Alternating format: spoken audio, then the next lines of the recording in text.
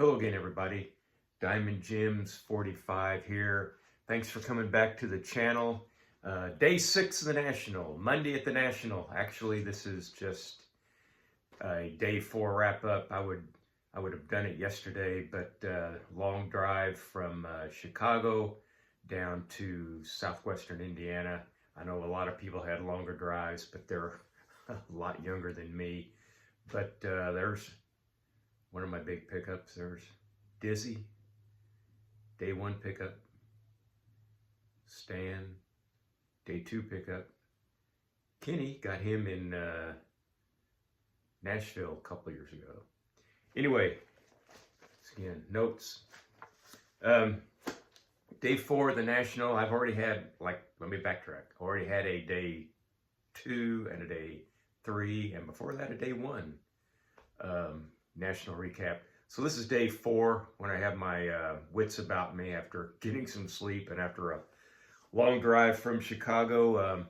We kind of took it easy Saturday. We woke up a little later. Didn't feel like I had to get there at 9 a.m. because it's going to be a long night at the vintage trade night that night. So we woke up leisurely, had a little coffee, a little messing around at my daughter's house, which was only 20 minutes away. So it was down one street, down another, and that was it. Only 20 minutes away. So we got some breakfast at Crosby's in Niles, and very good breakfast, highly recommended. And then went to the National, got there, walked in about 12:30. My wife and daughter dropped me off at the National. They went shopping. Got in there about 12:30, trying to make one more deal. I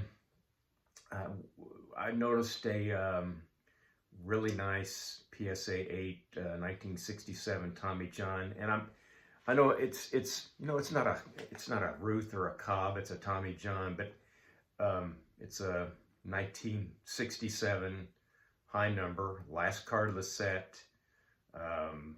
Who knows if this guy is going to be in the Hall of Fame or not, but it's an interesting card in my book. So didn't have a price on it, and I found out the reason it didn't have a price on it because a little stiff. So anyway, passed it by, did some more walking around, and just seeing what caught my eye, that type of, I know you're like me. A lot of time, I don't know really what I want, but I just know it when I see it. And didn't really find anything I really wanted. So found myself just walking around outside in the lobby. Hooked up with Joe, Redneck Collector, and his crew. And I'm going to put Joe's contact information in the description so you can subscribe to his channel. Those guys took me in like I was part of the family for years. And hats off to them. And they had a lot of nice stuff. If they're on YouTube, they'll make those videos and they'll tell you about it better than I do. And yeah, that made my day, palling around with them. Joe went around with Joe on the show floor. He bought some equipment for storage back at the Redneck Collector studio, so to speak. So great day. Went up to trade night with those guys. And earlier in the day, what was the second time my daughter made her famous, soon-to-be famous, chocolate chip cookies. And she put them in a little plastic with like a facsimile of my business card on them so people would know where they got them. And that was my trade night stuff. I traded basically some cookies for some handshakes and some conversation. Had a great conversation with Howard Chasser. He's the one I bought my Dizzy Dean from. And talked with him a while. A lot of insight. Knowledge is through the roof with this guy. And just had a great time. Keith with Lonely Basement Baseball Cards was running the Four Collectors live stream that night, put me on, and hope I did well. I thought I did. Anyway, bought I traded money for a card. That was my trade, and one cookie. Doug, JoeWoodCollector, a fellow Hoosier, by the way, had this at his table. It's a 1971 Top Super Proof of Joe Torre. It's still got the square corners, and it's got the blank back, and it was priced reasonably, and took about 10% off if I threw in a cookie on the deal, and the deal was done. And there's Joe. Looked around for his world famous 1972 poster, but I couldn't find it. But anyway, backstory on Joe from 1971. You know, that was, let's see, quick math. That was 3/4 of my life ago. Back in 71 when he won the NL MVP, hit 363-ish. Haircut. Yeah, haircut. 363, around there. And we would all gather around and play ball down at a local schoolyard. And one guy would always bring a radio, and we'd have, you know, the Cardinal game going in the background. And when Torre would come to the plate that year in 71, basically the game would stop so we could hear what he was doing and to see, you know, what happened in that plate appearance, that type of thing. It was that big of a deal that season. And he was National League MVP in 1971. Also, they were giving these out. PSA card sleeves, just fit the PSA, and that was nice. Just the National in general was giving those out. After I stayed around till about 9, got a ride from my son-in-law back home, had some warmed up pizza, warmed up lasagna, and you know, we had a beer or two at my daughter's house, and then early morning the next morning we drove off, left about 8:15 or so, headed back from Chicago down to southwestern Indiana. Problem with driving from Chicago to southwestern Indiana is this: you can divide that trip down Highway 41 into thirds.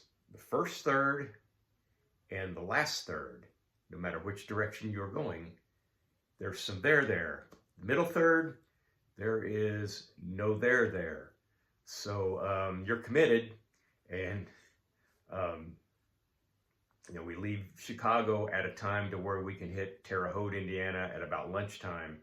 So that's what we did, had lunch there, headed on back, you know, 2 hours or so from there to where we live. Stopped in Bruceville, Indiana at the Big Peach. Make sure next time you're in Bruceville, Indiana, stop at the Big Peach. That's a great name for a town, Bruceville. More notes. You know, the National in general, you know, it's the first one since '95 that I've been to, and I knew it was going to be huge and big and all this stuff. The air conditioning was good. Let me tell you, I have nothing to compare it with, but it was so good. You have to say that it was better than the last time, even though you were not there the last time. If I could change one thing, there'd be a lot more seating for everyone. That's a problem. I went upstairs to the second floor part of the National, and I went there twice, and each time I did it, I stayed for mere seconds.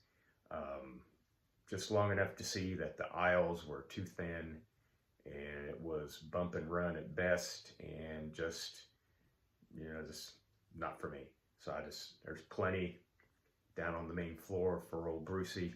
So we'll just stick around down there. One thing I noticed different, that not at the National, but in the hobby in general, since I've been back in it, during like post-pandemic and such, dealers and customers seem to be, when they negotiate, it's a little bit of a friendlier exchange.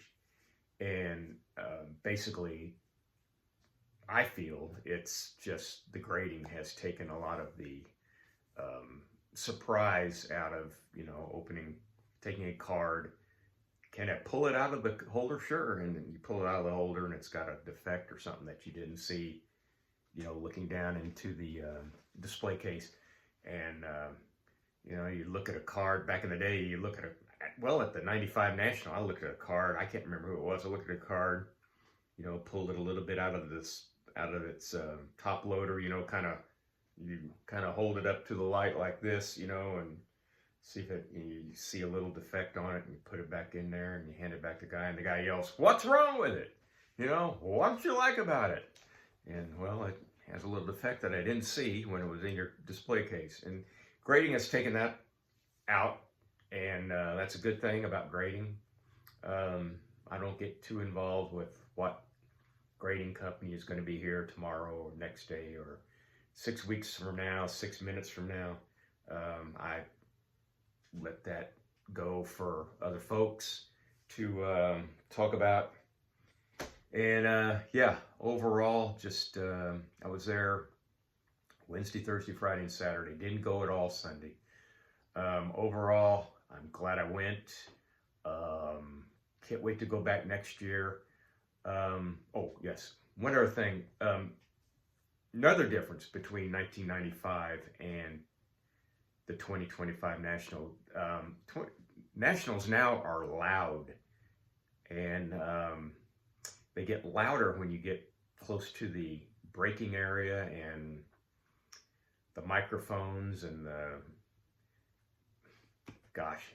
carnival barking, or to coin a phrase, the bearded lady part of the hobby. It's just not my cup of tea. And golly, maybe if I knew more about it, I'd like it even less. It's just not for me. If it is for you, full speed ahead. Enjoy your hobby. Enjoy your part of the hobby. I'll enjoy mine over here, where it's a little less loud and a little more fun, basically, for me. So I appreciate everybody that came up and talked to me. I appreciate talking to all of them. There are so many that I can mention, and I would forget a bunch of people. Picker Jim and I, we met like the first day of the hobby and kind of went our second way, and every day we'd run into each other twice somehow, some way. And he was a great guy to talk to also. But I'd hate to start mentioning people and leave anybody out. But just a great experience. Can't wait to go back next year. I can't really do Strongsville because, my daughter's not there. So the free lodging is out. I think there's a lot less to do maybe in that area than there is in Chicago. So, you never know. But probably the next huge card show I go to where there's tons of vintage will be the 2026 National. But keep in mind, I'm 70. So I'll be 71. So, the knees and hips, which are perfect now for a 70-year-old, those hold up. I'll be back, and we'll see what happens. And, all this time, I want to thank everybody for all the likes, all the comments, all the subscriptions. I gained 8 subscriptions between the start of the National and the end, and if I just gain 1, it's a victory. And I thank you very much. From the bottom of my heart, it means the world to me. So at any rate, that's all my rambling for now. I've gone on almost 15 minutes, which is big time for me. So anyway, you know the drill. Uh, so long, or just a while.